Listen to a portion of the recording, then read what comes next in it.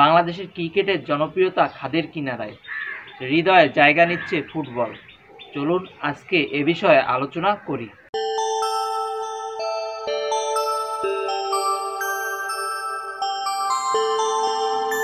বাংলাদেশের ক্রীড়াঙ্গনে এক সময় ক্রিকেট ছিল সবচেয়ে আবেগঘন ও জনপ্রিয় খেলা। সীমান্ত থেকে রাজধানী প্রত্যেক অলিগলিতে ব্যাট বলের জাদু ছড়াতো।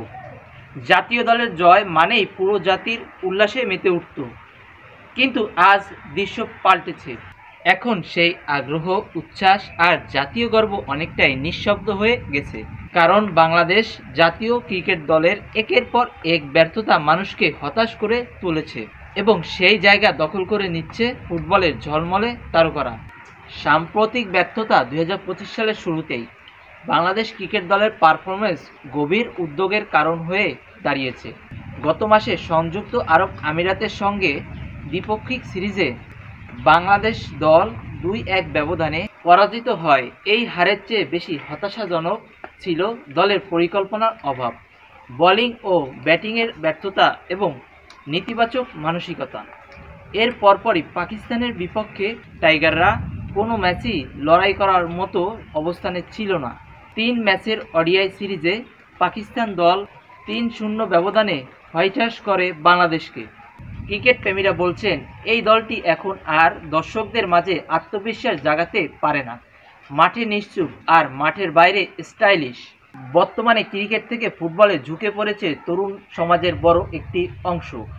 বাংলাদেশ ফুটবল দলের ম্যাচ অনুষ্ঠিত হলে পত্রপত্রিকায় দেখতে পাওয়া যায় একটি ফুটবল ম্যাচের টিকিট সংগ্রহের জন্য উল্লাসমুখর পরিবেশ সৃষ্টি হয়েছে।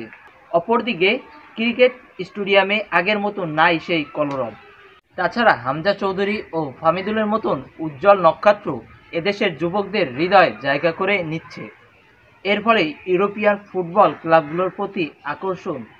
মেসি, রোনালদো, এমবাপ্পে, নেইমারের জাদুকারী পারফরমেন্স, রাতজাগা ম্যাচ দেখা ও ক্লাব ভিত্তিক সমর্থক অনেক তরুণের জীবনের অংশ হয়ে দাঁড়িয়েছে।